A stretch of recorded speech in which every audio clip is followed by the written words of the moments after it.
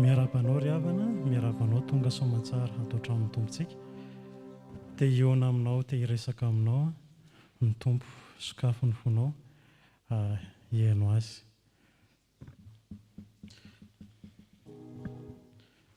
Ho fideran'Andriamanitra ho anomboantsika ny fiderana dia homanitsika sahady ny hira fa 770 470 ka ny andininy voalohany ihany 770.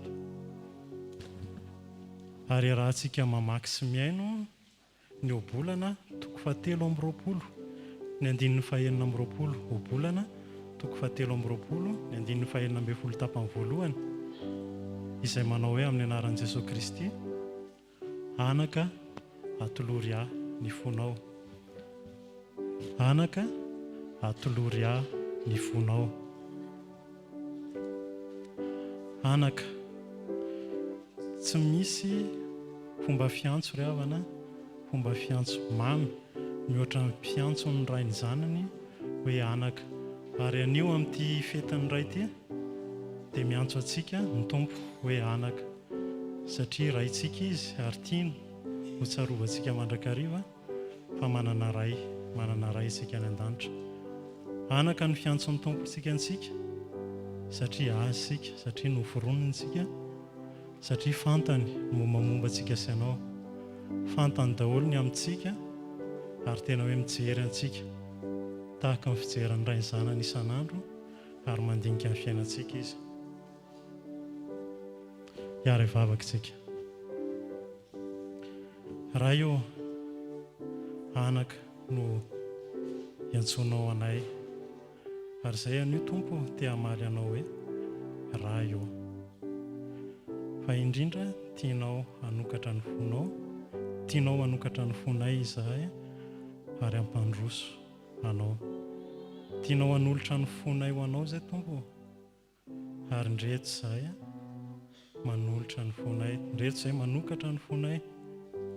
Tompo, ianao ny mahita, ianao ny mahafantatra ny zavatra rehetra, mandrosoa, midira, manjaka tompo an-tomponay. Ny anaranao tompo, amin'ny anaranao Jesosy Kristy tompo. Amen. Ny foko ry mpamonjy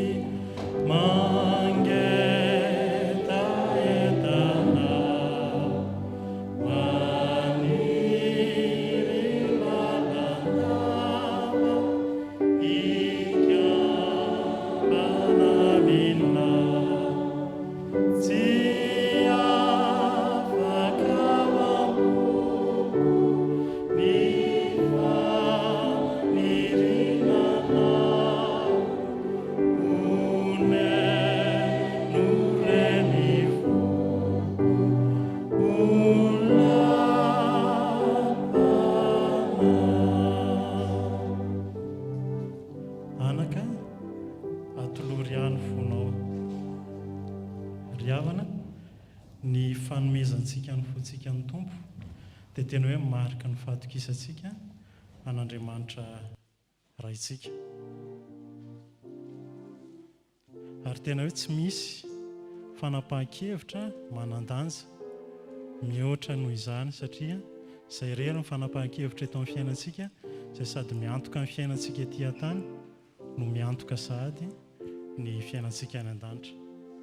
Hovaliantsika izany antson'ny tompo izany amin'ny alalan'ny hira Fjkm 370 443 ka ho hiraintsika ny andininy rehetrarehetra aorian'ny vavaka isika.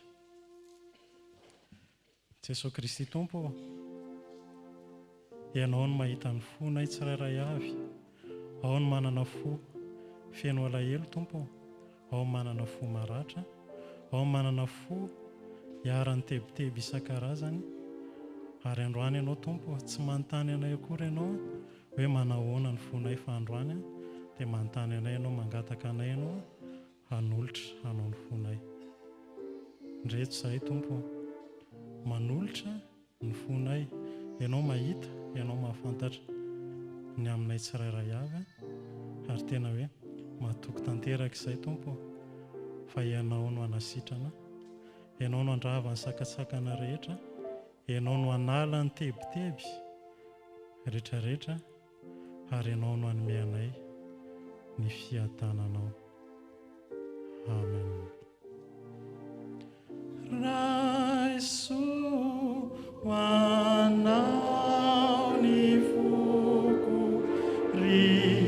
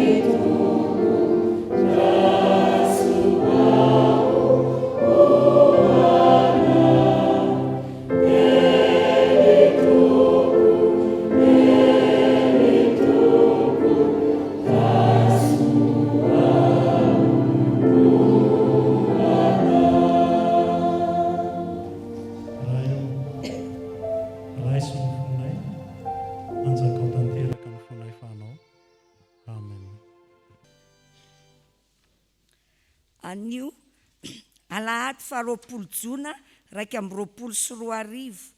Alahady 7 manaraka ny Trinité. Alahady izay hitondranam-bavaka ny sampana vokovoko manga manerana ny sahany Fjkm. Alahady ankalazana ny fetin'ny ray rehetra eran-tany ary banjinana ny loha hevitra hoe anorenana ny maha-kristianina ny finoana. Zao dia hiara hitsangana amin'ny fiangonana iventin'ny rafaneva jobily miverena amin'ny fitiavanao voalohany.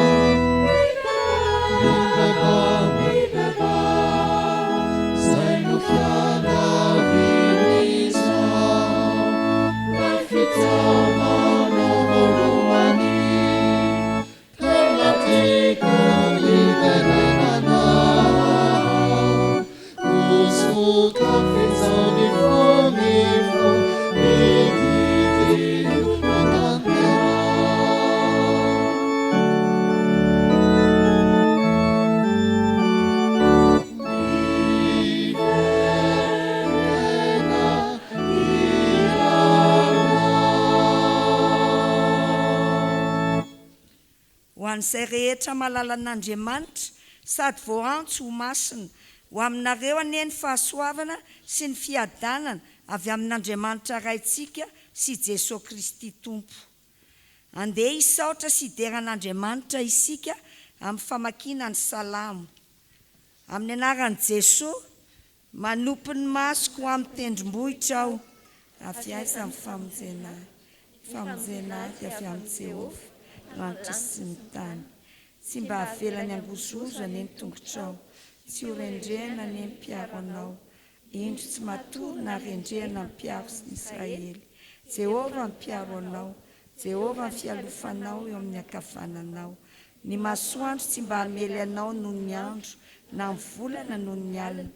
Jehovah hiaro anao amin'ny ratsy rehetra, eny hiaro ny fanahinao izy.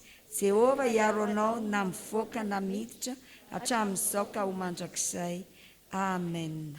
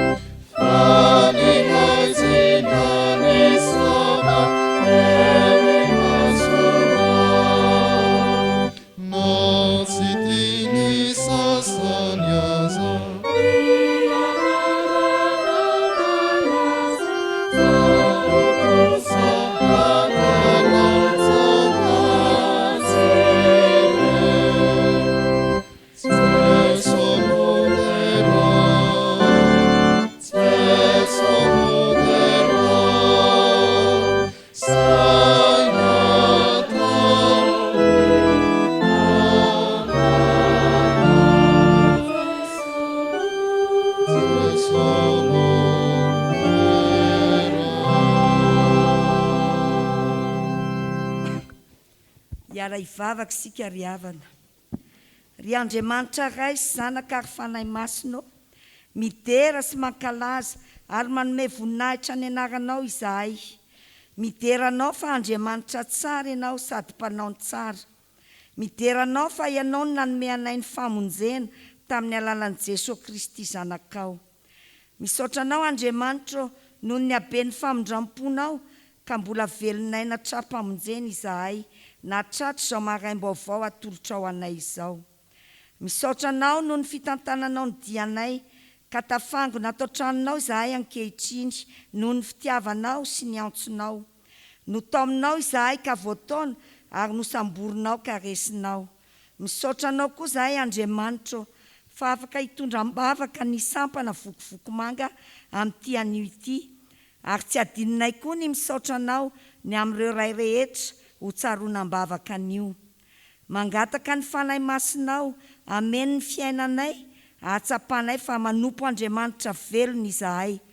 Fanahy masino miasa mahery ao anatinay mba tena ho tafaray amin'Andriamanitra izahay mandritra izao fanompona masina tanterahanay izao.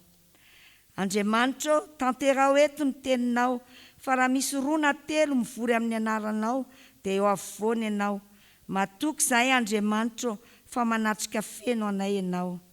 Anao irery ihany ny voninahitra amin'izay rehetra tanterahanay eto.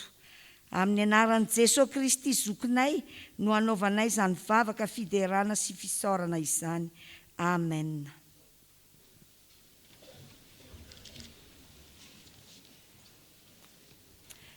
Tonga eo amin'ny 10 minitra ho an'ny ankizy sy ny tanora isika.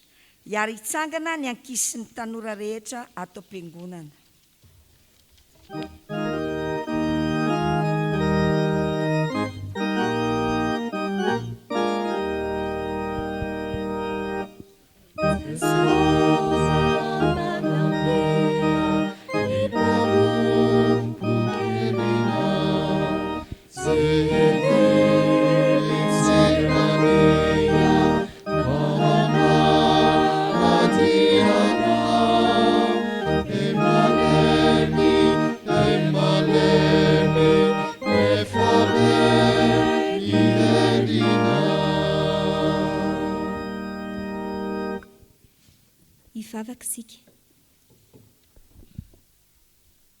Jesosy, ndreto indray izahay zandrikelinao, te hiain'ny hafatra ao aminay.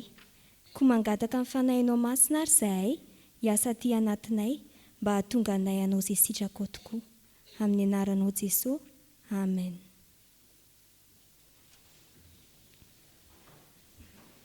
Sokafy ary ankizy tanora amin'ny baibolinareo, ao amin'ny Petera 1:4-2.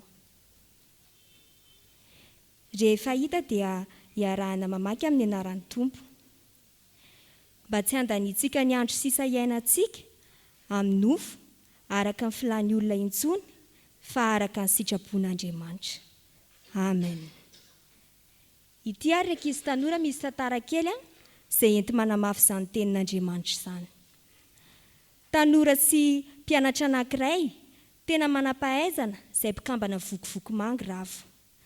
Niofana sy nanao fitsapam-pahaizana na ekzamay momba ny fikarakarana hôtely ary izy. Nanontany mpampianatra mpanadina azy izy mba hilaza ny anaran'ny karaza-toaka sy hanandrana ireo tsirony divay samihafa mba hanomezana noty azy. Nambarany ravo anefa fa tsy mahay ninina momba ny toaka izy ary nandany hanandrana izany satria efa nivoady teo anatrehan'Andriamanitra fa tsy hisotro zava-mahadomelina na dia kely monja aza. Norahoana an'ilay mpampianatra ravo ray ankizy tanora fa omena 0 izy izany satria fanadinana farany ahazoana diplôma no atao. Tsy maninona nefa ho ravy na maly tapitsikina feny fiadanana. Mahazo 0 eto an-tany aho fa azo très bien any an-danitra kosa. Nanindrina sy nahakasika ny fon'ilay mpampianatra izany teny izany, ka nomeny laza adina hafa izy hanomezana noty azy ary dia afaka sy tafita soamantsara. Ny afatra ho antsika ary ankizy tanora dia izao: maro ny fakapanahy sy fizahan-toetra mahazo antsika, ka isika koa eny amin'ny fiainantsika eny mety misy taonantsika na mpiara-mianatra izany na mpiara-miasa mba hisotro toaka kely na hilatsaka amin'ny fimamona mihitsy na hanandrana hifoka sy ny sisa hanao ireo karazam-pahotana fanao izao tontolo izao. Tahaka ny rava nefa ary ankizy tanora, aoka isika hiorina amin'ny finoana, hijoro amin'ny maha-kristianina antsika ka ho mahatokatra amin'ny fahafatesana. Aoka isika ho sahy handa izay tsy sitrapony tompontsika fa izay mahafaly an'Andriamanitra raintsika sy izay manome voninahitra azy kosa no ataontsika amin'ny fanaovana ny sitrapony. Eny ankizy tanora namako, mety ho aratsiany olona isika, hanaovany hezo-teny, horaonany. Aoka tsy hampemitra antsika akory izany, ka isika indray no voataona, fa tokony isika ny taona ny hafa amin'ny fitondran-tenantsika. Mety saika tsy afaka fanadinana antsika tahaka ny ravo ny fandavantsika izany. Matokisa nefa fa ny tompo ilay tia antsika manana ny lalan'izay heveriny antsika ho amin'ny fiadanana. Tsarovy ary ankizy tanora namako, fa Kristy ny tia antsika hatramin'ny fahafatesana sy niaritra ny azo fijaliana mba hanaisotra amin'ny fahotantsika. Aoka tsy isika indray no hamadika na handa azy.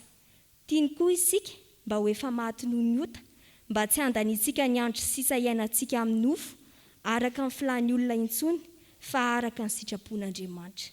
Dia ho an'Andriamanitra irery ihany ary ny voninahitra. Amen. Aoka hitsangana ny fiangonana.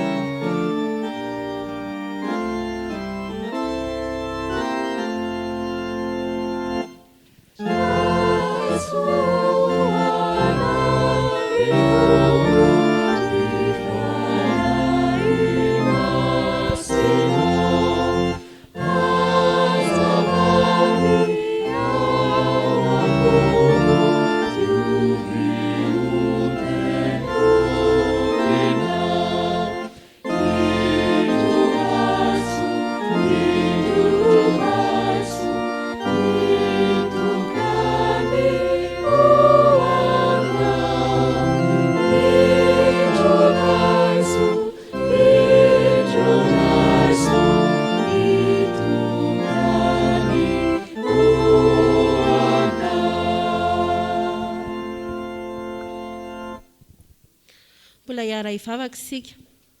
Ry Andriamanitra rainay misaotra anao izahay raha mbola nomenao fotoana ahafahanay mamaky sy miaino ny teninao.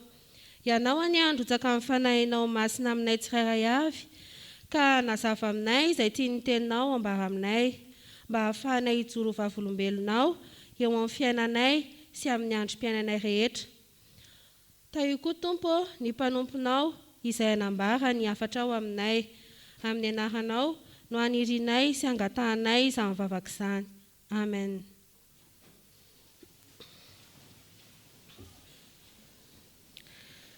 Iaraka mamaky sy ny soratra masina isika ao amin'ny fanekena taloha. Boky ny ohabolana toko 720, ny 920 ka hatramin'ny 530. Rehefa hita dia ho vakiana amin'ny anaran'ny Tompo. Anaka, atolory ihany fonao, ary aoka ny masonao ho faly mijery ny lalako. Fa ny vehivavy jejo dia ady lalina, ary ny vahin-janga lavaka ety. Eny, manotrika toy ny jiolahy ireny, ary mahamaro ny olona mpivadika. Aniza ny indrisy, aniza ny endre, aniza ny fifandirana, aniza ny fitolokona, aniza ny ratra tsy ahoana, aniza ny maso mivoaramena, an'izay mikikitra amin'ny divay, eny, an'izay mandeha hanandrana divay voaroaro zavatra. Aza mijery ny divay noho ny amenany sy ny fanganohaniny eo amin'ny gilasy ary ny fikoriany mahafinaritra. Fa amin'ny farany dia anaikitra toy ny bibilava izy ary anindrona toy ny mena rano. Koa ny masonao dia hijery vehivavy jejo ary ny fonao eritreri-dratsy. Eny, ho sahala amin'izay mandry eo amin'ny ranomasina ianao sady ho tahak'izay mandry eo atendron'ny andro tsambo. Nokapohiny aho ianao fa tsy reko naharary aho, nandalasiny aho fa tsy tsaroko. Raha ovinange aho no ifo mba hitadiavako azy indray.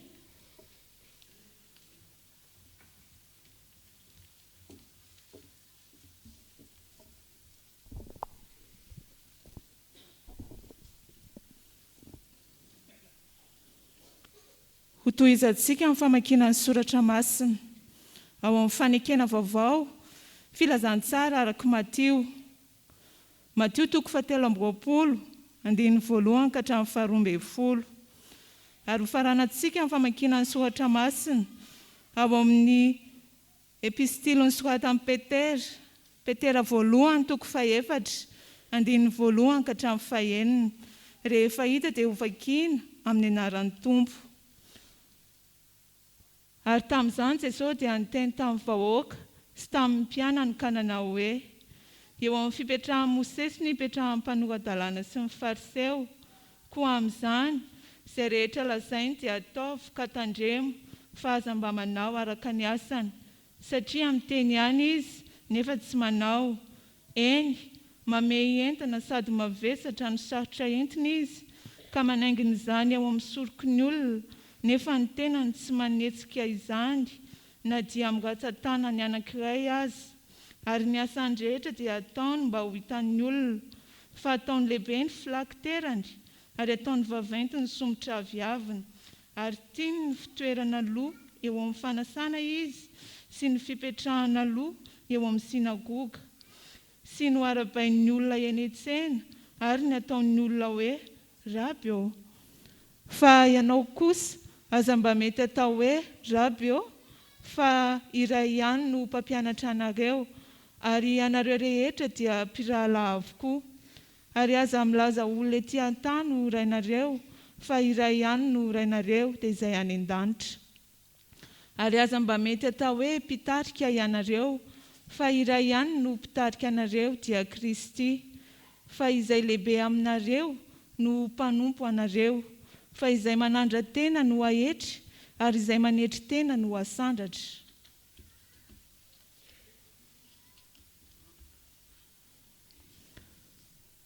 Koa satria niaritra tamin'ny nofo Kristy, dia alao mba ho fiadianareo koa izany saina izany.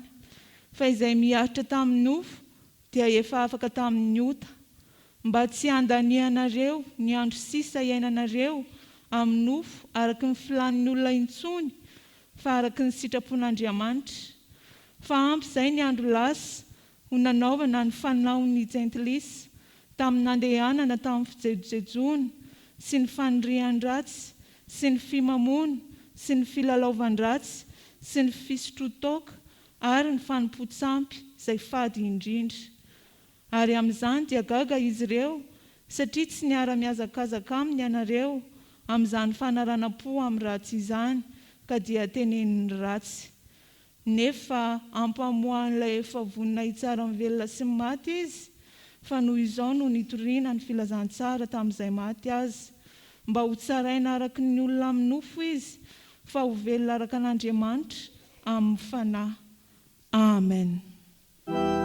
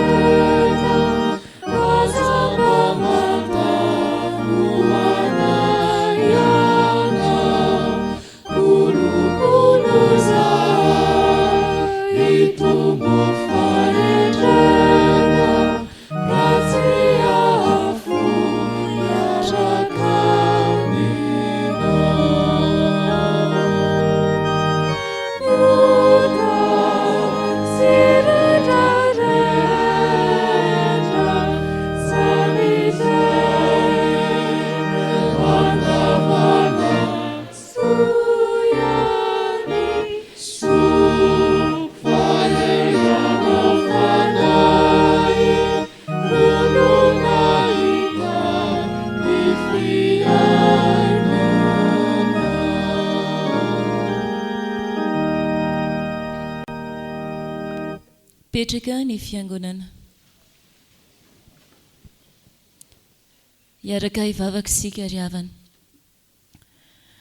Soa fa eo ianao Jesosy, soa fa eo ianao Fanahy Masina, mihazona anay mandrakariva mba tsy ho lavo, tsy ho reraka mpandihanana ao anatin'ny fiarahanay aminao. Ankehitriny faly ny fonay misaotra anao Andriamanitra, noho ianao izay maniraka an Jesosy Kristy sy ny Fanahy Masina hiasa mandrakariva tsy anatinay, ahatonga anay ho voaova, ahatonga anay handeha amin'ny fahamarinana sy handeha araka ny sitraponao Andriamanitra. Ankehitriny izay dia miandrandra mandrakariva izany asa ny fanahy izany, ahatonga anay hitoetra amin'ny finoana, ahatonga anay hihevitra ny andro avinay rehetra, eny ahatonga anay isaina ilay fitsarana izay mbola hanadinanao Tompo Andriamanitra anay. Koa izany vavaka izany Tompo dia ataonay amin'ny anaranao. Amen. Anapaka ampotsika mandrakariva ny ry havako ny fiadanan'i Jesosy Kristy Tompontsika. Amen. Misaotra an'Andriamanitra mandrakariva isika noho ny amin'izy miasa eo amin'ny fiainantsika, ary isaorana manokana ny Tompo noho ny amin'ny tsy andro izay natokana ho an'ny sampana vokivoky manga ity, ary miaraba azy ireo ny amina tratrarana izany. Fa entona ihany koa dia miaraba ny raim-pianakaviana rehetra na tratra izao andro maneran-tany ho an'ny ray izao. Jehovah Andriamanitra ny atanteraka izay rehetra irin'ny fonareo. Manana anjara teny avy amin'ny Tompo sika ry havana ny amin'ny tiandrana ity. Ho raisitsika izany araka ny epistily voalohany ho an'ny Petera, toko 4, ny 9 sy ny 11. Andeha ety am-piandohana dia hovakitsika izany 9 sy ny 11 izany manao hoe: fa ampy izay ny andro lasa ho nanaovana ny fanaovan'ny jetilisa tamin'ny andianana tamin'ny fijejojejoana sy ny fandrinjatra sy ny fimamoana sy ny filalaovan-dratsy sy ny fisotrotoka ary ny fanompoan-tsampy izay fady indrindra. Ary amin'izany dia gaga izy ireo, satria tsy miara-miazakazaka aminy ianareo amin'izany fanaranam-po amin'ny ratsy izany ka dia teneniny ratsy. Amen. Raha mijery ity soratra masina ity sika ry havana, raha mijery ao amin'ny fanombohana ny epistily ho an'ny Petera, dia nosoratana ho an'ireo jiosy kristianina nonina tany am-pielezana izany. Maro tamin'ireo jiosy no nahatsapa fa niaritra fahoriana be noho ny fiarahana tamin'i Jesosy Kristy Tompo ary amin'ny mahajiosy azy. Eo anatrehan'izany dia nandray andraikitra i Petera amin'ny mampiandrondry azy araka ny ambaran'ny Mateo toko 9:7-10, ny ampahery azy ireo sy ny ampirisika azy ireo ary hanao antsoavo ho an'ireo jiosy izay monina anam-pielezana ireo. Eto ry havana ity teny ity dia teny famporisihana ho an'ny mino ao anatin'ny fahoriana. Isika ihany koa ankehitriny no iantefany izany teny soratra masina izany, izay miantso antsika hijoro ao anatin'ny fahoriana ny amin'ny maha-kristianina atsika. Mampafantatra izay tokony ho ataontsika manoloana ny ady, manoloana ny fanenjehana ary manoloana ihany koa ny faharatsiana izay misy ao anatin'izao vaninandro izay iainantsika miharatsy sy mihapotika izao. Eto ry havana raha mijery ny andiny soratra masina eo amin'ny voalohany eo sika, dia hitantsika fa manome toromarika i Petera. I Jesosy Kristy ilay ohatra saina ilay tahaka ho an'ny mino rehetra mba ho fiadiana entina hiatrehana izany fahoriana sy ny andro ho avy izany. Ry havana malala, raha mijery izao soratra masina izao isika, raha mijery ny amin'ny fiainantsika dia andeha aka afatra avy amin'izao tenin'Andriamanitra izao. Ny afatra dia hoe aoka ianao ho kristianina tsy ho voafatotry ny nofo. Aoka ianao ho kristianina tsy ho voafatotry ny nofo. Fa marinana voalohany horaisika ny amin'izany soratra masina izany ary dia izao. Ny kristianina tsy ho voafatotry ny nofo dia tonga saina. Efa tonga saina araky ny andinin'ny fahatelo hoe ampy izay ny andro lasa. Raha mijery mantsika riavana ny amin'ny resaka fotoana dia hitantsika fa misy zany fotoana n'Andriamanitra izany. Fa misy ihany koa ny fotoanan'ny olombelona ary hitantsika dia misy ny lasa, misy ny ankehitriny izay atrehantsika ary misy ihany koa ny andro ho avy. Eto nefa riavana dia hitantsika miharihary ny amin'ny fomba jiosy rehetra eny araka ny ambaran'ny Petera fa maro tamin'ny jiosy no nitoetra tao anatin'ny filalaovan-dratsy. Araka ny ambaran'ity andinin'ny fahatelo ity riavana misy zavatra enina eo tany saina izay ny ainan'izy ireo. Eo ny fijejoana, ny fandrinjatra, ny fimamona, ny filalaovan-dratsy, ny fisotro-toaka, ny fanompo-tsampy izay tena fady indrindra. Zavatra somary hoe mamoehitra zany riavana raha ny hoe iainantsika ny amin'izao fotoana izao. Fa ny aingana ny antso ho ataon'ny Petera eto riavana dia izao. Te hamadika ny tantaram-piainan'ireto jiosy reto izy ka mamerina manao antso azy ny amin'izay fiainany efa lazay. Ampatsiahiviny eto riavana fa efa ampy izay. Ianao koa ankehitriny na sao mitodika ny amin'ny fiainanao, manahoana ny fahitanao sy ny fibanjinanao izay lasanao izay. Efa tafiara-dalana tamin'i Jesosy Kristy ve ianao? Efa niaritra tamin'ny nofo ve ianao?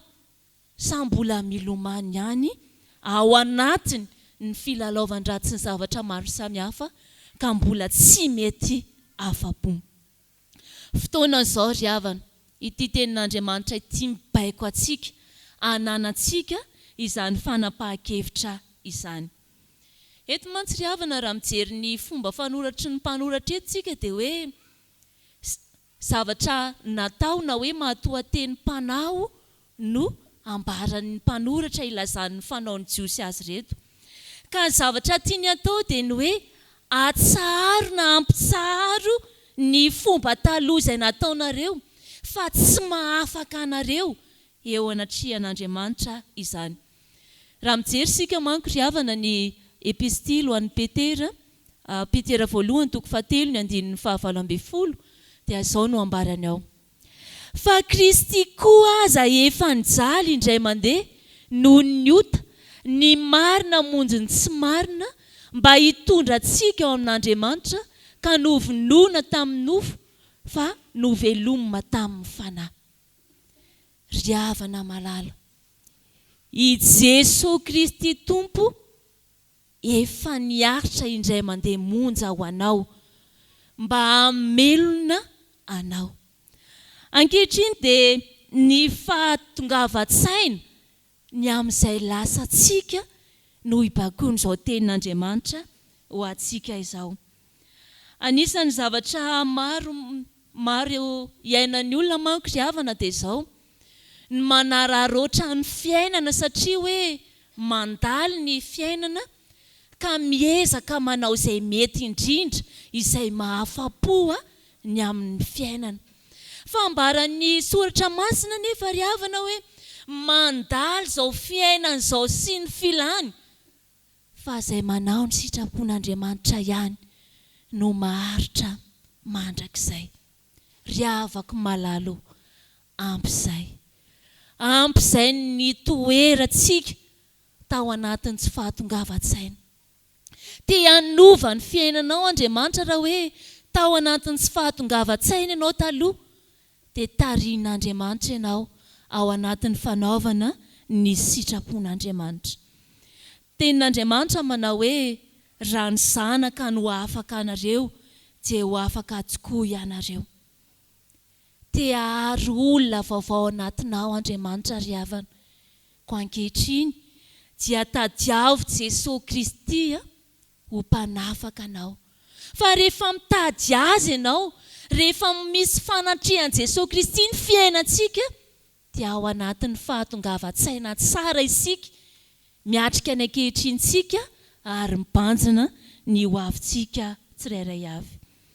Ry havana malala, tenin'Andriamanitra ity ary dia miantso anao hoe aza mandany andro intsony ny amin'ny filany nofo.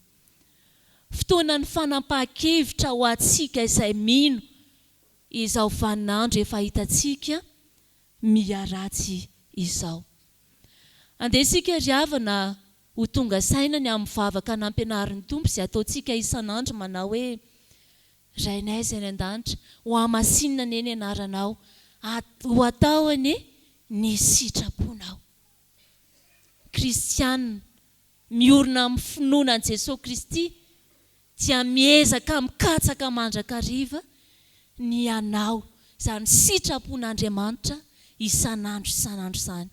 Tsy vavaka mpilivava fotsiny eo imolotra na atendry-mohitra fa vavaka ho tena fiainana. Ary hoy ny tenin'ny mpanao salamo ao amin'ny salamo 150 manao hoe mampianaranay anisan'ny andronay azonay fohendry. Fo dia fo ry havana ny androntsika, mielona ny androntsika tsirairay avy, ka aoka isika mba ho samy ho tonga saina fa efa ampy ny andro izay efa ny ainantsika. Hoy koa ny epistily ny Timotoko 2:7 hoe ny miaramila manafika dia tsy maningo tena ny amin'ny rarahany izao tontolo izao. Aza maningo tena tsony ry havana ny amin'izao fiainany jentilisa, fanao ny jentilisa, fa ianao dia miaramila ny Kristy mpiady tsara ankehitriny ilaina ho tonga saina ny amin'ny ady izay tsy maintsy ho atrehantsika. Ry havana malala, hoy ny hira ao amin'ny hira fifoazana 5:7 manao hoe aoka izay niditra atsaronao, saranao indrindra mbola tratry izao anio izao. Avelao ny kiry fa manimbanao, fa tsy misy firy izany iainanao. Mba heverinao izay lasy saoneninao mandrakizay. Izay ry havana ny fahamarinana voalohany hoe ny kristianina izay miezaka miala tsy ho voafatotry ny nofo dia mahatsapa hoe efa ampy izay. Fa ny faharoa ry havana hitantsika eo amin'ny dininy 4 dia izao. Ny kristianina izay hoe miezaka tsy ho voafatotry ny nofo dia tsy voagejany naman-dratsy. Ialao ny fangejany naman-dratsy. Hitantsika izany eo amin'ny dininy 4. Verenako vakina amin'ny anaran'i Jesosy manao hoe ary amin'izany dia gaga izy ireo satria tsy miara-miazakazaka aminy ianareo amin'izany fanararam-po amin'ny ratsy izany ka dia teneniny ratsy. No hoe voageja ry havana dia entina ilazana olona anankiray tsy afa-mihetsika intsony, izay tsy afaka mitombo ary tsy afaka manao na inona. Ny mahatonga ny fangejahany eto araka ny ambaran'ny epistily ny Petera ity dia izao: ny fisian'ny naman-dratsy eo amin'ny fiainantsika tsirairay avy. Ny zavatra nitenenina teo tamin'ny fahamarinana voalohany, tongava saina amin'izay. Fa eto koa dia mbola mitohy ihany ny fanapahan-kevitra hoe misy fiatraikany eo amin'ny fiainanao ny fiaroaronao amin'io naman-dratsy io, ny fifandraisanao amin'ny naman-dratsy io. Eto manko ry havana dia izao, ny zavatra hitantsika dia lasa mitondra faharatsiana sy mitondra antsika ho any amin'ny fahampitehana ny fisinina mandratsy eo amin'ny fiainantsika tsirairay avy.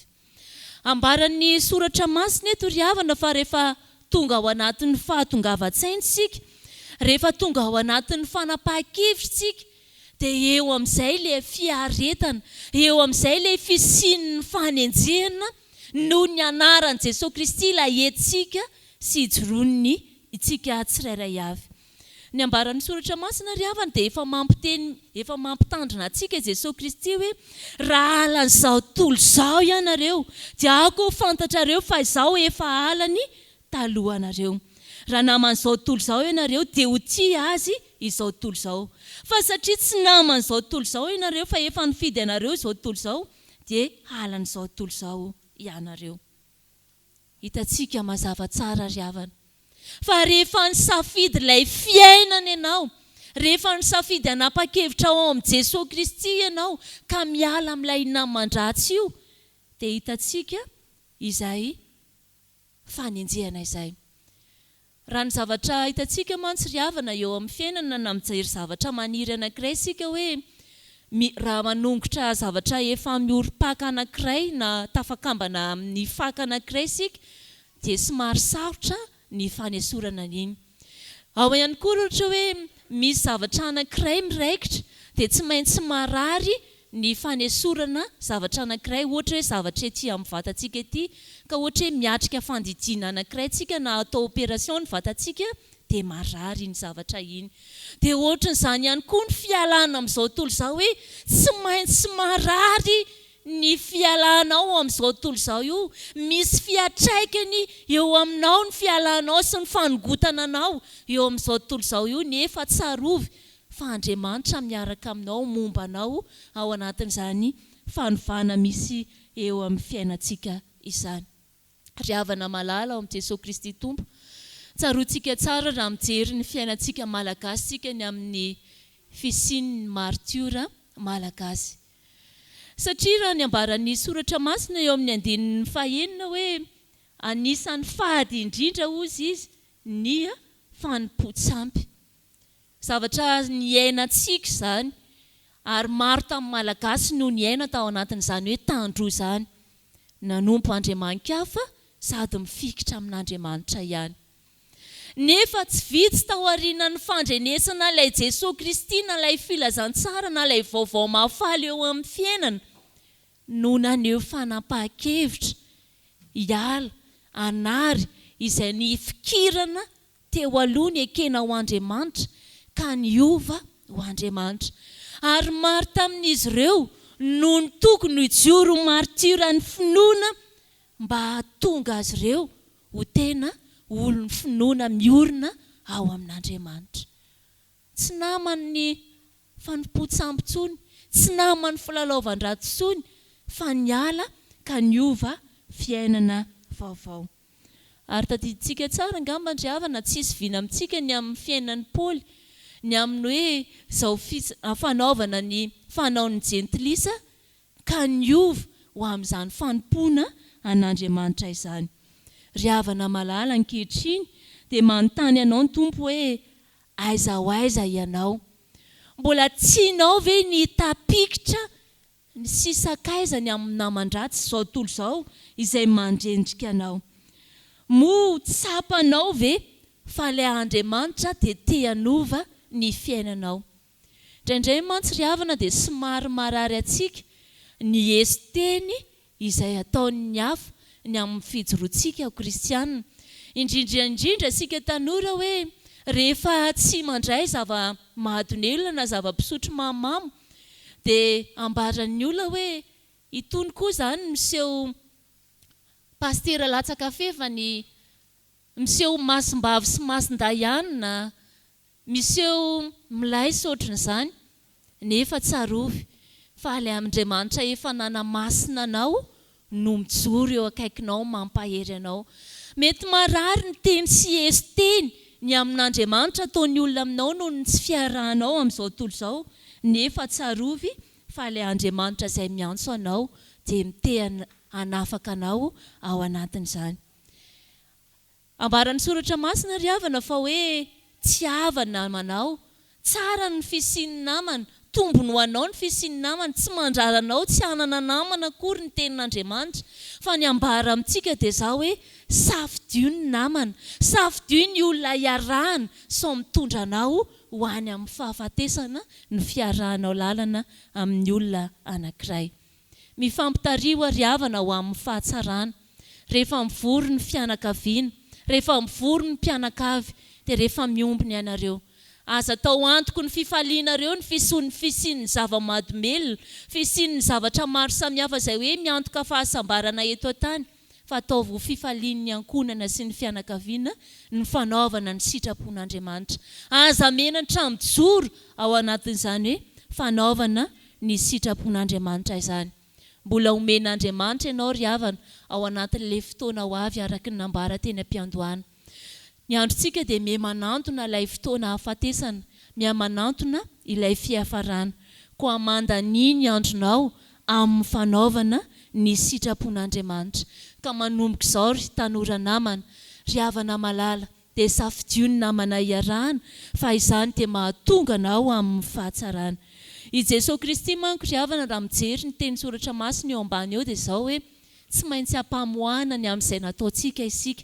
Izy ilay nitsangana tamin'ny maty, ilay hitsara ny velona sy ny maty dia eo amin'ny fiainantsika. Ka ny fotoana izay hainoantsika izao filazantsara izao ankehitriny, ny fotoana hainoantsika ilay vaovao mafaly dia Jesosy Kristy izany ilay toriana amintsika dia fotoana anankiray ahafahantsika mamono ny fahotana ao anatsika ary ahafahantsika mihevitra indray ny ho avintsika ka hiala ao anatin'ny fanamelohany sika ny ao anatin'izao andro fahoriana izao. Ny fanahy masina ry havana izay efa nomeny Jesosy Kristy antsika tsirairay avy dia miaro antsika. Ny fanahy masina dia manamarina antsika eo an'Andriamanitra ary miady varotra antsika.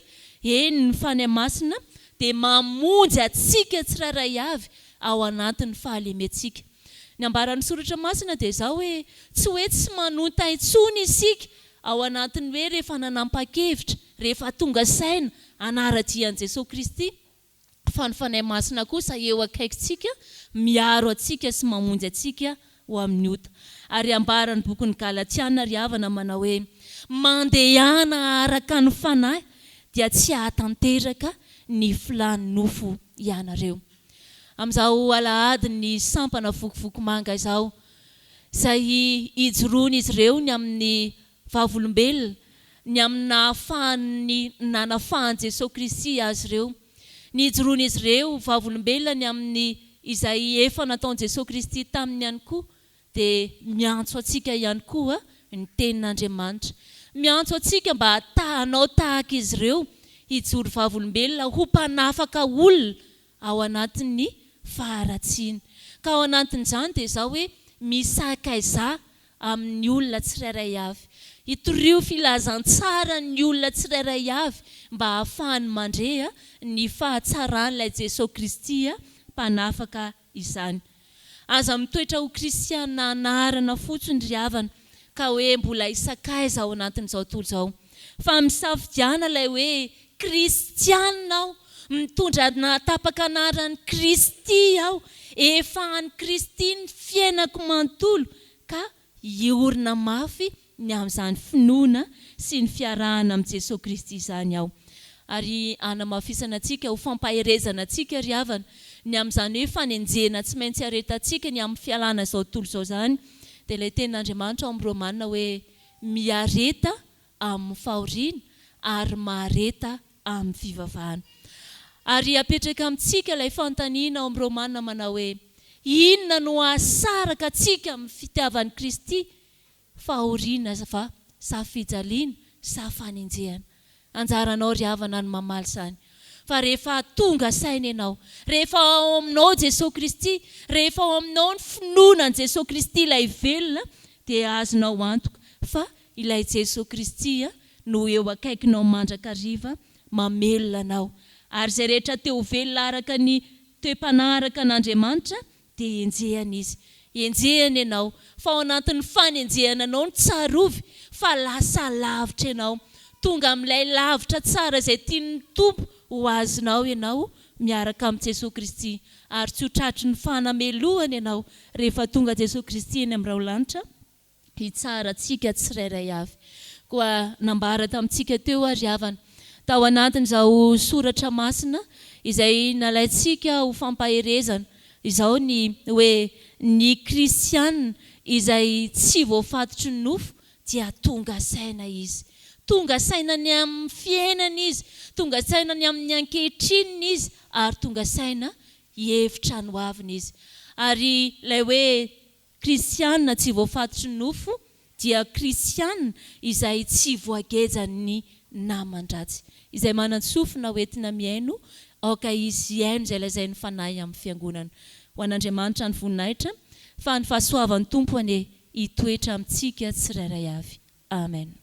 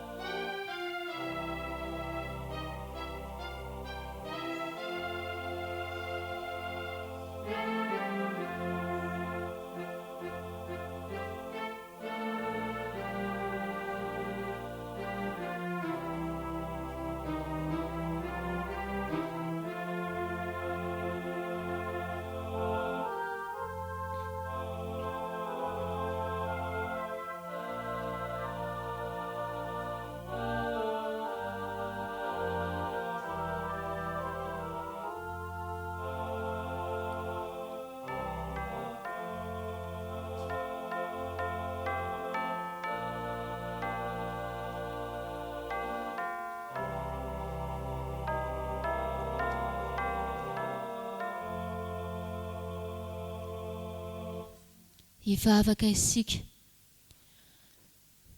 Inzao Tompo, manako aty am-ponay ny antsonao masina, izay miantso anay ankehitriny hoe ampy izay. Feno fahatongavan-tsaina izay ankehitriny, raha mihevitra izay nahavoafatotra anay tao anatin'ny fahatorany izao tontolo izao. Tompo malalo, teninao miantso anay ankehitriny hoe aoka izahay ho kristianina tsy ho voafatotry ny nofo intsony. Satria efa nanangana anay tao amin'ny Jesosy Kristy ianao Andriamanitra, satria efa niaritra tamin'ny nofo ianao Jesosy Kristy Tomponay, dia indreto izay vonona ho amin'ny fahatongava-tsaina tanteraka. Vonona izahay tsy ho kejainy naman-dratsy intsony, fa nanapa-kevitra hiala ao anatin'ny fiaroarona ny amin'ny fomba ratsiny izao tontolo izao. Tompo Andriamanitra io, menatra anao ihany izahay, fa indraindray milaza tena ho kristianina izahay, fa ny ataonay dia mbola miaina ao anatin'ny filalaovana izao tontolo izao izahay. Fijejejona dia toa fiainanay, tsy mahamenatra anay. Ny fanompo-tsampy sy ny tandroa dia mbola ataonay ihany ankehitriny. Menatra izay Andriamanitra, satria nanakalo anao tamin'izay heverinay ho Andriamanitray teo amin'ny fiainanay. Tompo malalo, tapahanay ny hevitray ankehitriny fa hifidy anao Jesosy Kristy velona izay ho Andriamanitray, satria ianao ilay efa namonjy anay, satria tianao izay ka hanarinao, dia miantso anay ianao ary miantso anay eo akaikinao. Tompo malalo, endre menatra loatra ihany izahay, mangaia eo masinao izahay, mamela tompony elokaia, ary vonina izahay ny sakaiza aminao, ilay Jesosy sakaiza tena tsara, la eo akaikinay amin'ny fotoana rehetra, eny fa na dia misy ary ny fanenjehana izao tontolo izao, dia eo ianao mampahery anay. Tompo, mifona ho anao izahay, ho an'indray mpianakaviana rehetra izay mbola mankafy ny fisotro toaka, izay mbola mitoetra ao anatin'ny filalaovan-dratsy. Tompo malala, fantatray fa malala eo masonao izy ireo. Avoty izy ireo ary aoka ianao mba hanafaka azy ireo, fa tsy iray mpanafaka ianao. Dia ianao no amela eloka azy ireo mandrakariva mba ho tena iray marina eo anatrihanao Andriamanitra izy ireo. Tompo malalo, raisy ny fivavakay, ary raisy eo an-tananao izao fanoloran-tena sy fahatongavan-tsaina anay tsirairay avy izao, ary ataovy marina eo anatrihanao ny fibebahanay amin'ny alalan'izao vavaka izao. Ko amin'ny anaran'i Jesosy Kristy Tompo ny vavahanay. Amen.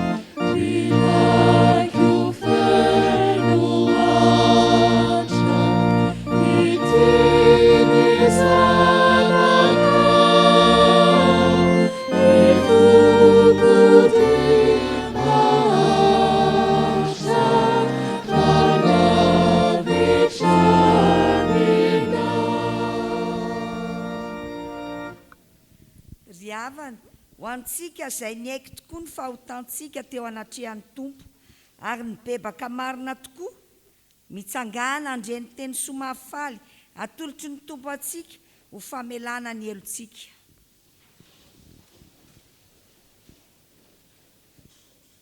Hoy ny Tompo, avia ary ifandahatra isika, na dia tahaka ny jaky aza ny fahotanareo, dia ho fotsy tahaka ny oram-panala, na dia mangatrakatraka tahaka ny sily aza, dia ho tahaka ny volon'ondry fotsy. Izao dia izao no mamono ny fahadisoanao noho ny amin'ny tenako, ary tsy ho tsarovako ny fahotanao. Amen. Ambara amin'ny anaran'ny Tompo ary, fa voavela ny helokareo noho ny anaran'ny masina, miderany Tompo.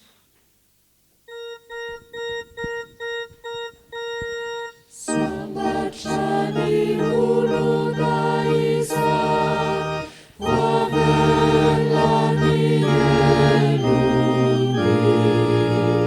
sy voasarona ny fahotany.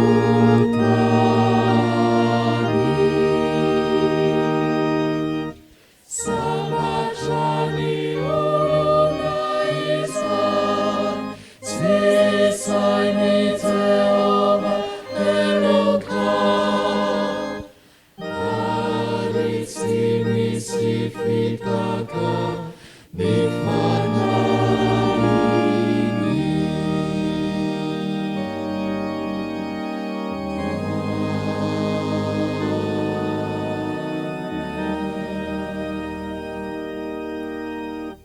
Ho antsika izay voavela heloka, dia andeha ambaratsika ampahibe maso ny finoantsika araky ny fanekempinoana laharana 7.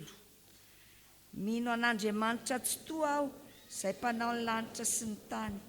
Andriamanitra dia fanahy, Andriamanitra dia fitiavana, Andriamanitra dia manjaka hatramin'ny taloha indrindra ka ho mandrakizay.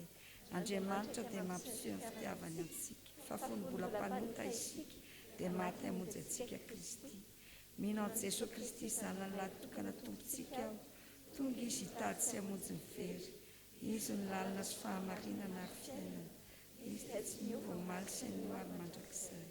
Mino ny fanahy masinao, izy nanambara amin'ny fanahy itsika fa zanak'Andriamanitra isika. Fanahy iray ihany nanaovana batisantsika rehetra ho tena iray.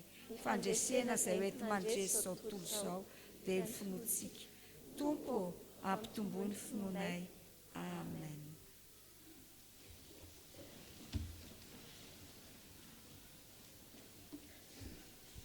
Hivavaka isika ry havana.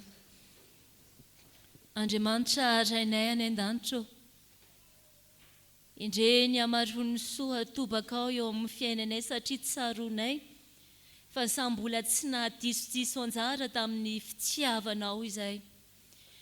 Ny fahasoavanao dia ampy mizara ho anay tsirairay avy, ary fantatray fa ray mpamelona ianao, ray mpiay ianao, ary izay rehetra mitoky anao dia mahatsiaro manana fahasambarana.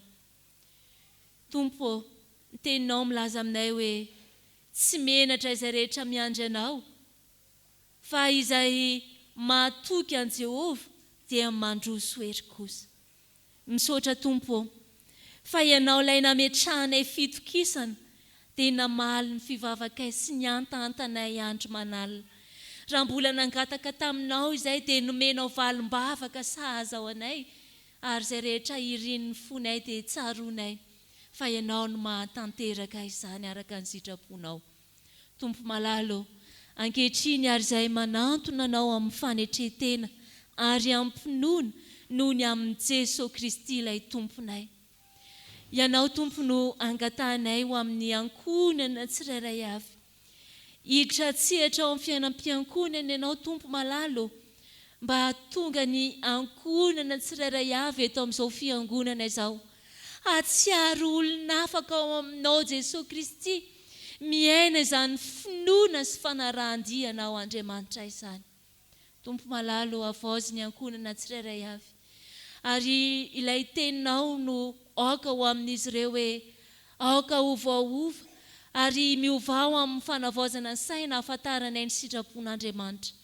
Ataovy ao anatin'ny ankonana tsirairay avy Tompo, ny fiandrandrana ny fanaovana izany sitraponao Andriamanitra izany, ny fikatsahana mandrakariva, ny fitadiavana ny anao ny sitraponao Andriamanitra. Jesosy Kristy Tompo, ianao ilay Andriamanitra ihany koa no angatahanay ho eo aminay mba ahatonganay olona araka ny sitraponao Andriamanitra ka hahatsiaro izay fa ianao ilay Andriamanitra dia miantoka anay, tsara antoka izay manana anao, ka na ny asa fivelomanay, ny fiarinay rehetra, ary izay ataonay dia fantatray fa momba izany ianao araka ny teninao. Fiainana be dia be Tompo no atolotra ao ho an'izay rehetra mino anao. Tompo malalo, ampianaro izay tsirairay avy reto mba hametraka ny aminay manontolo eo am-pelantananao Andriamanitra. Mivavaka izay ho an'izay rehetra tojo fahasalamana. Manana n'iza afa-tsy ianao moa izay Andriamanitra, ianao ilay ray mpampahery anay, ianao ilay ray mpanasitrana anay, ko atodio sy jereo izay rehetra manana aretina ao anatin'izao hikasika azy ianao. Vavaka ihany koa izay ho an'izay ao anatin'ny andro mahory, ianao ilay ray izay hitokiana ihany koa amin'ny fotoana rehetra, no irinay ho pampahery, ho anome ilay fanampam-pionina feno ho an'izay tratran'izany. Mivavaka izay Tompo malalo, ho an'izay rehetra miatrika ady mafy ao an-tokantrano ao, izay miatrika fanenjehana sy ny zavatra maro samihafa izay tsy zaka.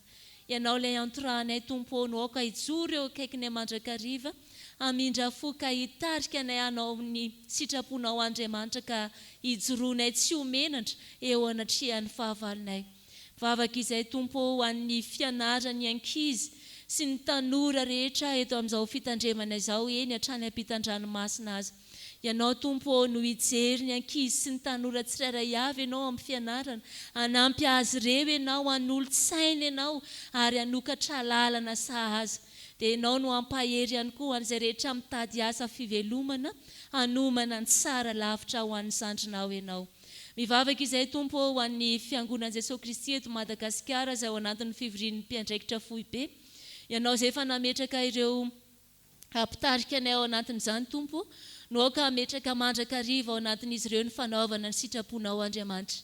Dia hijoro ianao ampiorina ny fiangonana Tompo, hanome ny finoana ho anay tsirairay avy, ary ampandrosina ny asa tsara na ny fitiavana indrindra ny finoana eto anivon'izao fiangonana Jesosy Kristy eto Madagasikara izao. Mivavaka izay ho an'ity firenena malalanay ity, izay milomano ao anatin'ny faharatsiana, izay ao anatin'ny fantrana lalina maro isan-karazany. Tompo malalo, ianao no angatahanay anangana ity Madagasikara-nay ity, amela heloka sy amindra fony mpitondra sy ny vahoaka maro samihafa ianao, ary ahasitrana ny taninay. Vonjeo izay Tompo malala arak'izay tonom-bavakay. Indro ilay tananay mitsotra, ny tananao mitsotra no irinay, ho raisinay, hamonjy anay satria ianao ilay ray mpamonjy. Sitrakay ary ankehitriny Tompo, mampiombona ny vavakay amin'ilay nampianarinao anay manao hoe Seigneur, Seigneur danitra, masina ny rano, mitomony fanjakana, ataonay sitraponao.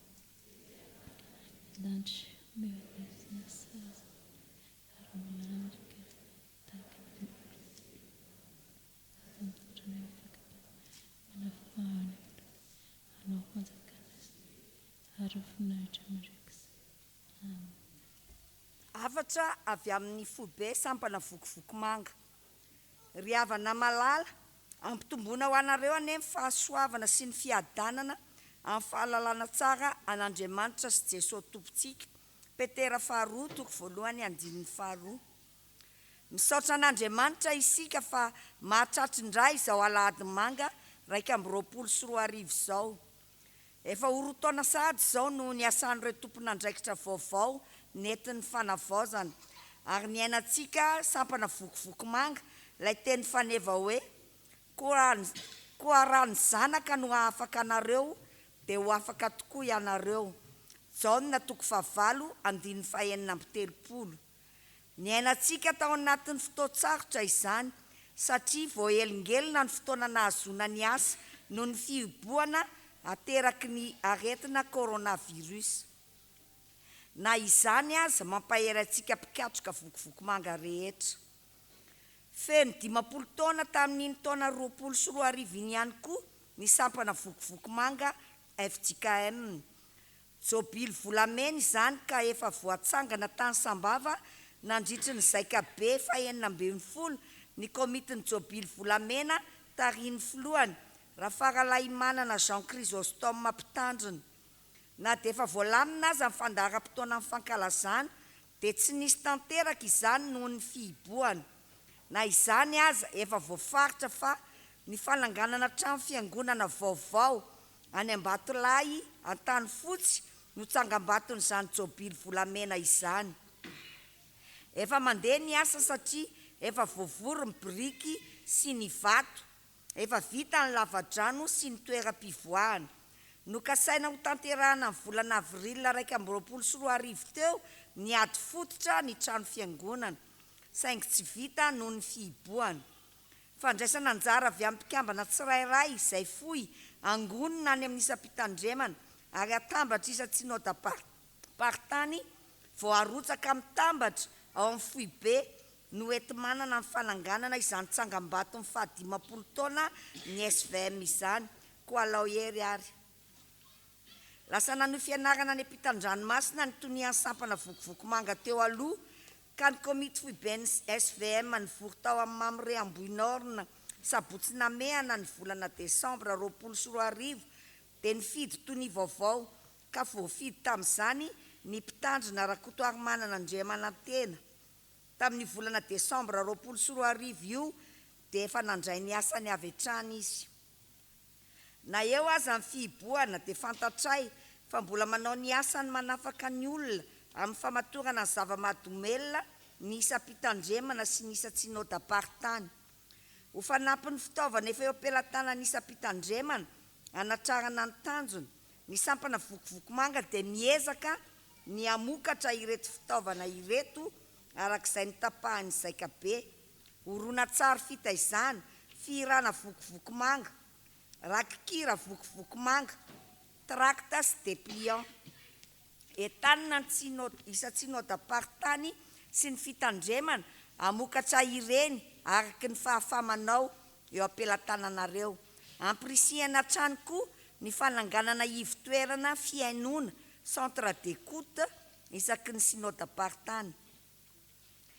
Efa natomboka ary mbola ho tohizana trany ny fananganana ireo rantsana manokana 4: rantsana ray aman-dreny, rantsana vehivavy, rantsana mpamily, rantsana fanantenana any amin'ny synodam-paritany rehetra sy ny fitandremana. Entanina izay fitandremana tsy mbola nanangana izany mba handefa mpiandraikitra iofana ka hanangana rantsana ao aminy. Efa noezahana ny nanangana ivon-toeram-piofanana mpiandraikitra isaky ny synodam-paritany ary efa manana boky fampiofanana mpiandraikitra hanatrarana ny tanjona isika. Ampirisihana trano ny isam-pitandremana ampiasa ny divay mpandraisana vita amin'ny voankazo izay efa nahazoana lalana tamin'ny fanjakana tamin'ny alalan'ny ministera miandraikitra amin'ny fanjifana izay efa hitantsika amin'ny etikety eny amin'ny tavoahangy ny laharan'izany fanomezan-dalana izany. Miomana amin'ny fiaonam-be any Antsirabe isika ny 9 ka hatramin'ny 7 aogositra 2024. Efa miomana fatratra ny any toerana amin'ny fandraisana antsika. Misy hatrany ny fiara iombonana ka misoratra anarana amin'ny foibe sampana vokovoko manga izay andeha amin'izany. Afaka mitondra fiara manokana ny isam-pitandremana sy ny isa-synodam-paritany arak'izay fandaminana mety amin'ny rehetra. Mampahery antsika rehetra amin'izao alahady manga izao. Natao alohan'ny fetim-pirenena trany izy ity, ampatsiahivana ny malagasy fa azo atao tsara ny mankalaza fety tsy misy zava-mahamamo sy zava-mahadomelina. Ny fampifaliana iarahan'ny rehetra sy ny sakafom-pifaliana mety amin'ny olona rehetra no irina ankalazana ny fetim-pirenena. Fa Andriamanitra no miasa ao anatinareo na amin'ny fikasana na ny fanaovana hantanteraka ny sitrapony. Filipianina 2:17. Ho aminareo aneny Tompo, ifanomezan-tsoa 14 volana May 2024. Ny filoha Ranay Voarisoa Tiarson mpitandrina, ny tony Rakotoary Manana Andriamanantena mpitandrina. Nitsangana tamin'ny maty Kristy. Miaraba anareo fiangonana, miaraba manokana anareo vokovoko manga izay entintsika Fjkm ambavaka amin'izao alahady izao. Miaraba indrindra koa ny ray rehetra ato amin'ity fitandremana ity. Tokana ny afatra ho antsika fiangonana ry havana. Ny eniny louange teo 443, mbola miverina indray le 443 tao anaty liturgia ary miverina manokana le 17. Tena variana mandrakariva amin'le toniny hoe raiso anao ny foko, indro raiso, dia le farany indrindra, le andalany farany indrindra hoe itokany ho anao, itokany ho anao. Tsy arotro mihitsy tery mipilipitra tery, dia nanoratra tamina mpampianatra teny malagasy, inona ho any dikany hoe itokany ho anao io. Fa io ny afatra ho antsika fiangonana amin'izao maraina zao, dia hoe itokany, dia hoe ataovy tokana ho anao. Hozy izy le mpampianatra, ataovy manokana ho anao. Na hoe koa ataovy spesial ho anao, ataovy toerana reserve ho anao. Ny firariana ry havana, isika lehilahy rehetra, na iza isika, dia samy ateny androany, samy teny amin'i Jesosy androany, Jesosy itokany ho anao ny foko. Lehilahy ray mpianakaviana, dia fantatro ny toetranay lehilahy, dia matsiaro n'le fiteny amin'izao tontolo izao fa tsy hita madiso azy hoe derrière un homme, derrière un grand homme, il y a toujours une femme. Karaha fetin'ny ray androany ry havana dia mitodika manokana aminareo vehivavy izay manambady dia zao no hitalaona anareo eto ambavaka ny vadinareo, eto ambavaka ny vadinareo hoe Jesoa, Jesoa, ty izaho mivavaka aminao, ty izaho sy ny zanaka izay nomenao anay mivavaka aminao, itokany ho anao ny fon'ny vadiko sy rain-janako io. Ho aminareo ny fahasoavan'ny Tompo. Amen.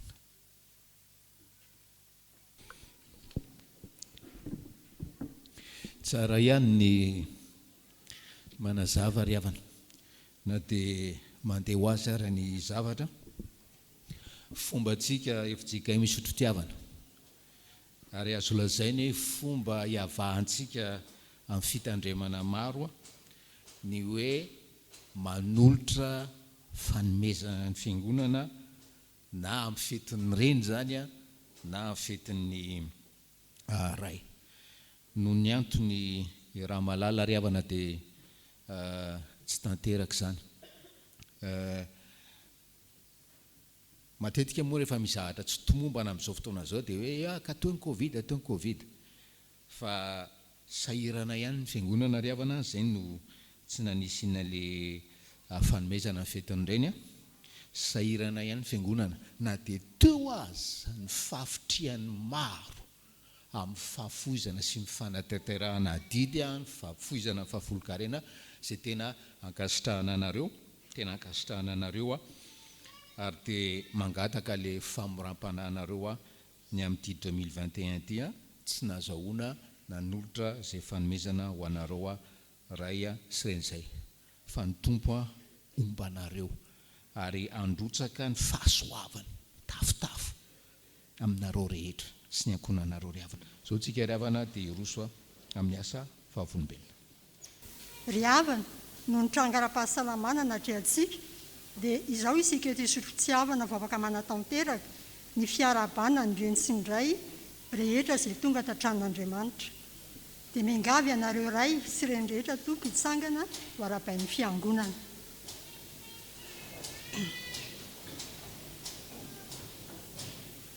Araka ny efa voalaza teny am-piandohana ry havana ary araka ny fanazavana izay nomeny ray aman-dreny-mpitandrina teo dia tsy afaka nanomana fanomezana ho an'ireny sy ny ray ny fiangonana. Na dia izany aza dia tsy manadino anareo izahay.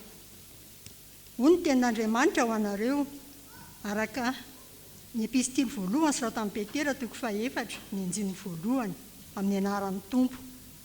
Koa satria niaritra tamin'ny nofo Kristy dia alao mba ho fiajinareo koa izany saina izany, fa izay niaritra tamin'ny nofo dia efa afaka amin'ny ota. Dia falo ny fiangonana miarabanareo reny sy ray velonay na mahatratra izao fotoana izao. Fitahiana tsy takatry ny saina nomen'ny Tompo ny fahavelomantsika. Fanirinay ho anareo ray rehetra dia ny voray-pianakaviana kristianina mikasaka ny sitrapon'ny Tompo ary manapaka ny ankohonany arak'izay onony ka manao lara-pahamehana ny vady aman-janany. Ho anareo rehetra kosa dia firarianay ho anareo ny hitaizanareo ny zanakareo an'i Jesosy ka tonga azy ireo hisafidy ny mponiny lanitra dia mitsangana izy ireo ka mideranareo reny hoe sambatra. Obolana 2:30 ny anjiny 7:20 tapany voalohany. Dia ho ray sy reny tompona andraikitra feno ao amin'ny ankonanareo ane ianareo. Ny fanahy masina izay iraindray amin'ny anaran'i Jesosy Kristy no ampianatra anareo ny zavatra rehetra sy ampatsiaro anareo ny zavatra rehetra. Ankehitriny dia isy hitondranareo am-bavaka. Iaraka hivavaka isika ry havana.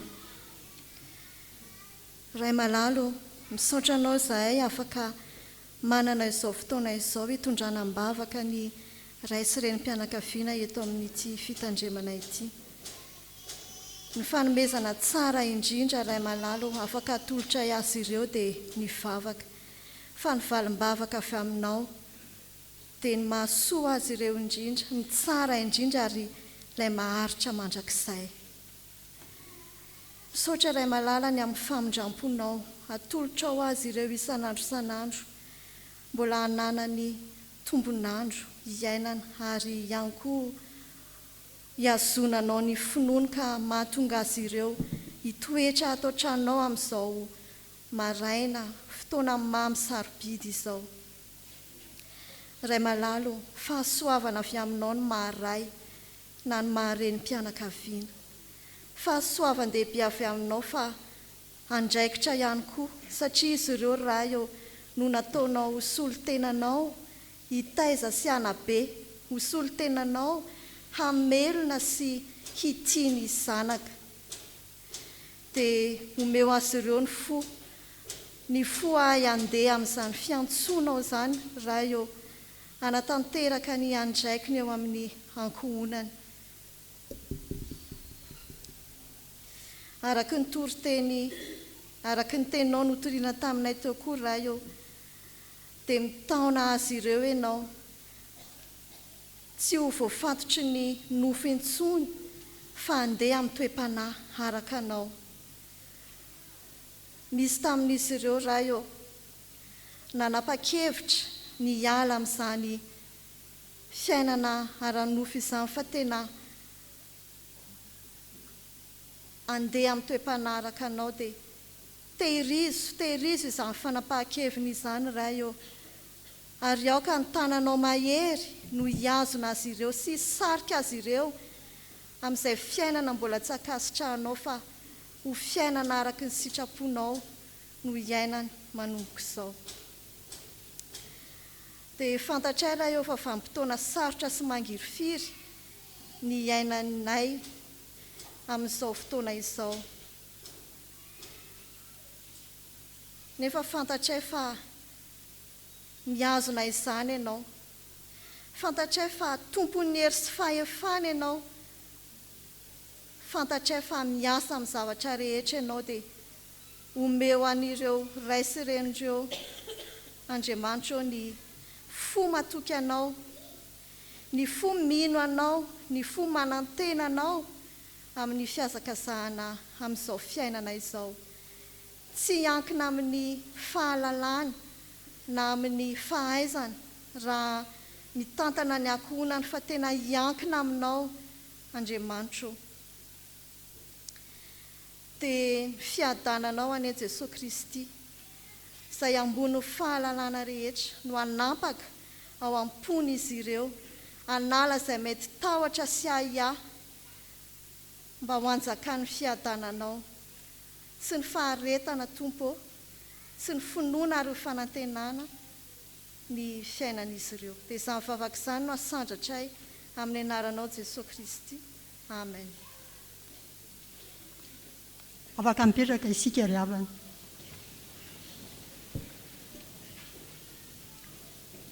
Izao sika ry havana dia tonga amin'ny fotoana hiaravana manokana ny Tatsilandy, pasteur Naly ary ny ray aman-dreny mpitandrina, pasteur Sinofo raha Mahomiaso.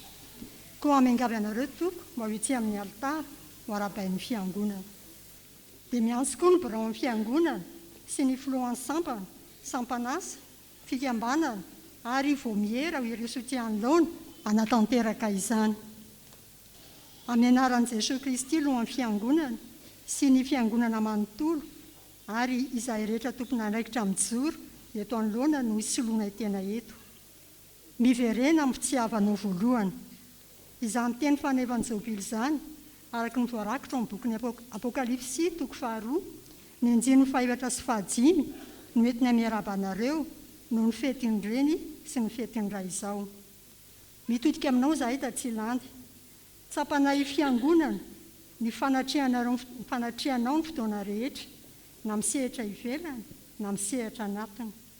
Manam-pirofo izany fa modely aminay ianao, tsy ho adinonay ny fotoana mamy niarahanay taminao. Ny firarianay dia ny hanomezan'ny Tompo ho anao ny fiadanam-po. Mitodika aminao indray izahay pasteur Naly. Fifaliana ho an'ny fiangonana ny nananay ianao teto Isotry Fitiavana. Tsy vitany eo mizahatra ray ianao teto, fa tena ny kely ainy ho amin'ny fampandrosoana ny fiangonana.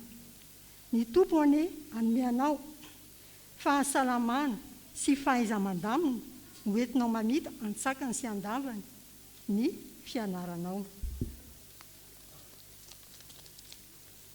Fanahiniana natao farany am-pilazana kanefa nivon'ny fiarabany ianao pasteur Solofo. Maro ny nataonao sy fanavaozana nentinao nandritra izay taona maro izay niarany asa teto amin'ny fitandremana Fjkm Isotry Fitiavana. Ny asongadina amin'ireny dia ny ireo fampianarana maro izay nataonao ka manomana anay vahoaka an'Andriamanitra ho any amin'ilay Jerosalema vaovao sy ny fanaovam-pianatra. Dia misaotra ny tompo izahay nanome anay ianao ary dia mankasitraka indrindra pasteur. Tsy nitandro andro ny sasarana ianao hampandroso ity fiangonana mamitsika ity mba hatonga azy ho fiangonana mahataona sy mahatamana. Mahatoky isika fa ny fiara-miasa hatrizay dia hitoy hatrany. Ny fandrinay dia mbola noho ny asa tsara izay efa nentsy ny tompo anareo ianareo. Dia izy tompony antso izay efa nifidy anareo ka nampaharitra anareo tamin'izao fanompoana izao anie hanafy anareo fahasalamana, fahendrena, finoana, fitiavana ary hitahiry anareo amin'ny fahasoavana. Dia ho an'Andriamanitra irery eny amin'ny voninahitra. Ankehitriny dia hitondra anareo amin'ny bavaka izahay ary ao aorian'izay no anolorana ny marika hita maso.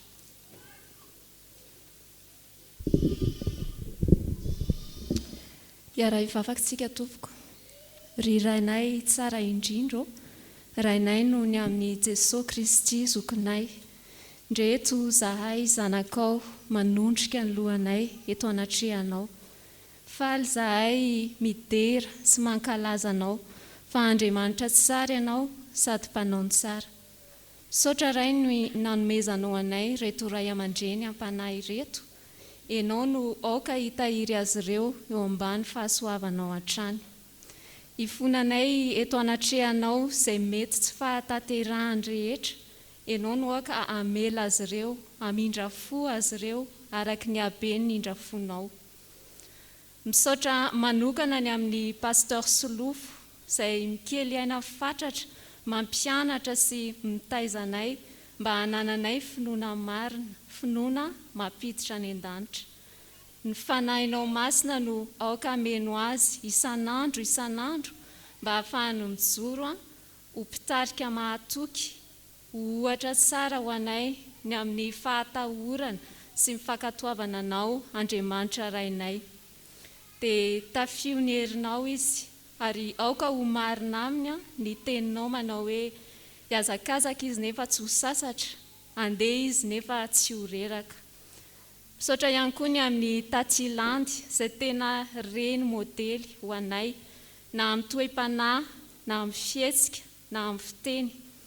Fenoy ny fanahy ny fahendreny izy ray mba hahafahany haharitra amin'izany, fa indrindra koa ny hahafahany mijoro ho ezera, mpanampy, mpitondram-bavaka amin'ny pasteur Solofo mba hahafahany mahatanteraka ny iraka izay napetraka ao amin'izy ireo. Dia omeo fahasalamana izy ary ny fiadananao Jesosy Kristy no aoka anapaka mandrakariva ao am-pony. Io koa pasteur Naly izay nataonao ny ara-dalana aminay. Rakofy ny fanahy ny fahazavan-tsaina izy mba hahafahany mamita ny fianarany hatramin'ny farany ary mba ho tonga fitaovana mahomby ao am-pelatananao. Ahataona fanahy maro any amin'izay toerana rehetra anirahanao azy. Ianao ray no aoka hiara-dalana aminy, ahafahany mahatanteraka izay efa niantsonao azy amin'ny fony rehetra sy amin'ny fanahy feno fahazotoana. Dia amin'ny anaran'i Jesosy Kristy, Tompo sy mpamonjy anay, no anaovanay izany vavaka izany. Amen.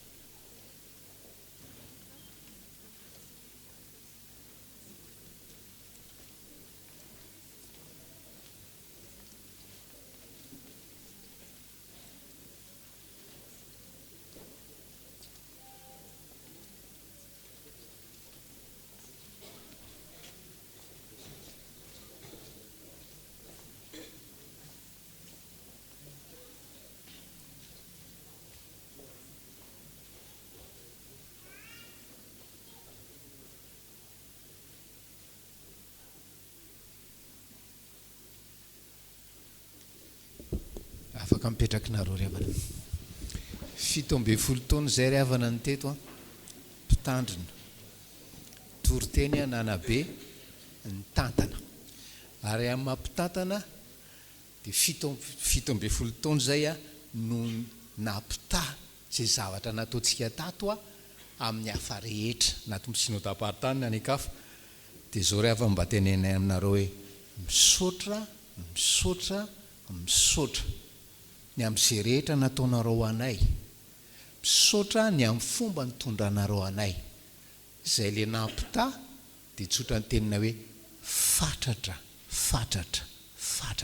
zavatra nataonareo anay ho an'Andriamanitra voninahitra ary ho aminareo be dia be ny fahasoavan'ny Tompo a. Amen.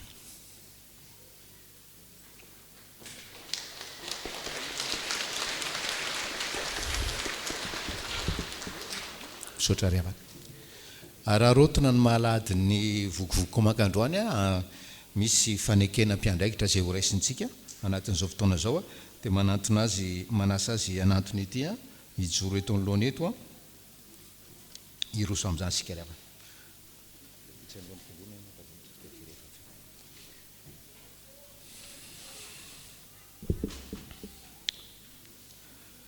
Voasoratra hoe aza misotro divay na toaka ianao na ny zanakao raha miditra ao amin'ny tranon'ilay fionana, mba tsy ho faty ianareo, ho lalàna mandrakizay amin'ny taranakareo hatramin'ny faramandimby izany ary mba ahaizanareo manavaka ny masina sy ny tsy masina ary ny madio sy ny tsy madio.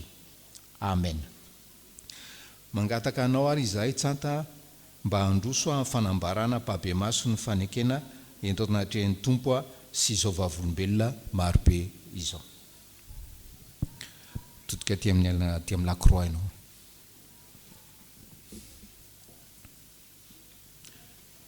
Le micro ngezafady.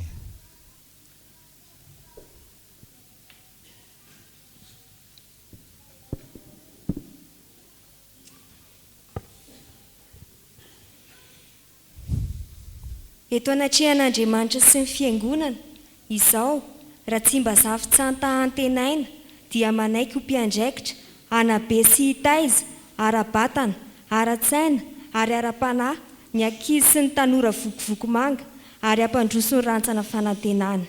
Anohy ny tenin'Andriamanitra sy ny fitondrana atao amin'ny Fjkm, hiezaka amin'ny heriko, ampianatra sy hitaiza ho amin'ny fifadiana tanteraka ny zava-mahamamo sy ny zava-mahadomelina. Ny herin'Andriamanitra no iankinako hantanterahako izany rehetra izany. Amen.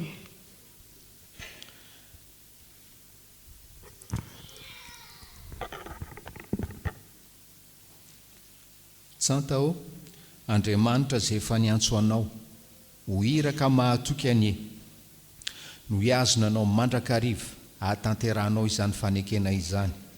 Hoy ny soratra masina ho anao, mangataka aminareo mba handeha mendrika ny fiantsoana izay niantsoana anareo amin'ny fanetrany tena rehetra sy ny fahalemem-panahy, amin'ny faharipo mifandefitra amin'ny fitiavana, mazoto mitana ny firaisana avy amin'ny feham-pivanana. Ho anareo ankizy sy tanora beazina sy tezaina ary ho an'ny fiangonana, maneke ny mpitondra anareo ka manohava azy, fa izy miambina ny fanahinareo arak'izay ataon'ny olona mbola hampamoahina, mba hanaovana izany amin'ny fifaliana fa tsy amin'ny fisentona, fa tsy mahasoa anareo izany. Mangataka anareo izahay rahalahy mba ekenareo izay mikely aina eo aminareo sy mitondra anareo amin'ny Tompo ary mananatra anareo ary mba ho ajainareo indrindra amin'ny fitiavana izy noho ny asany, mihavana tsara. Ho aminao anie ny fahasoavana sy ny fiadanan'ny Tompo. Amen. Vavakisika. Ndreto izay fiangonana Tompo malalo, miray fo, miray saina ny amin'ny fitiavanao any tsanta mpanompovavinao zandrikelin'i Jesosy. Misaotra ny amin'ny zava-dehibe nataonao tao amin'ny fiainana. Misaotra ny amin'izao mbola hoe antso siraka fanendrena ho mpiandraikitra eto amin'ity fiangonanao ity. Ny any vavaka mpamonjy eo dia enao izay niantso ka maniraka ary manendry. ianao no omba azy mandrakariva ampandeha azy mendrika izany fiantsoana ny antsonao azy zany mba ho voninahitra ao ny fanompony ary ho fahasambarany ihany koa zany no vavaka ataonay amin'ny anaran'i Jesosy. Amen. Mandehana amin'ny fifalian'ny tomponao. Amen. Amarana zao fotoana zao isika ry havana hitsangana isika fiangonana andray nitsotra. Ho tanteraka aminareo anie nitsotra ny tononona amin'ny anaran'ny tompontsika. Mitahy anao ny tompo ka miaro anao, mampamirapiratra ny tavany aminao ny tompo ka mamindra fo aminao, manandratra ny tavany aminao ny tompo ka manomenao fiadanana. Amen. Petraka amin'ny fiangonana fa afaka mangina isika ry havana.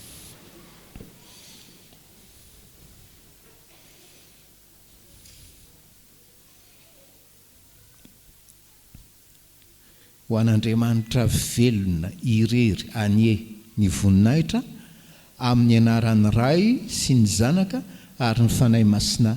Amen.